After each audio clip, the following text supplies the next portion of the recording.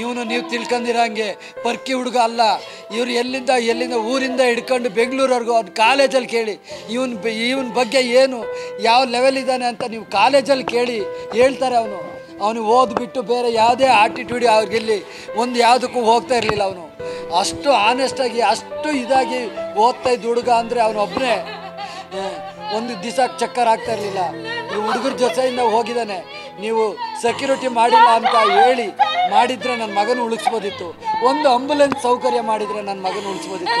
ನನ್ನ ಮಗ ಒಬ್ಬ ಅಲ್ಲ, 11 ಮಕ್ಕಳಿಗೆ ಶಾಪ ನಿಮಗೆ ತಟ್ಟುತ್ತೆ. 11 ಮಕ್ಕಳು ತಂದೆ ಪೇರೆಂಟ್ಸ್ ಶಾಪ ನಿಮಗೆ ತಟ್ಟುತ್ತೆ. ನಿಮಗೆ ತಟ್ಟಿದಾಗಲೇ ಆಗುತ್ತೆ. ನನ್ನ ನೋವು ನಾನು ನೆನ್ನೆಯಿಂದ ನಾನು ನೋಡ್ತಾ ಇರೋದು ನೋವು ನಿಮ್ಮ ಮಕ್ಕಳಿಗೆ ಬರಬೇಕು. ನಿಮ್ಮ ಮಕ್ಳಿಗೆ ಬರಬೇಕು. ಯಾರು ಅರೇಂಜ್ ಮಾಡಿದ್ರಿ ಆವಾಗ ನಿಮ್ಮ ಮಕ್ಳಿಗೆ ಬರಲಿ. ನಿಮಗೆ ಬಂದಾಗ ನಾವು ಒಂದು ದಿವಸ ನೋಡ್ಕೊಂತೀವಿ. ನಿಮಗೆ ದುಡ್ಡು ರಾಜಕೀಯ ಶಾಶ್ವತ ಅಲ್ಲ. ನೀವು ಬರೀ 5 ವರ್ಷಕ್ಕಿರೋದು. ನಾವು ಇರೋವರೆಗೂ ನಿಮ್ಮನ್ನು ಸಾಕ್ತೀವಿ.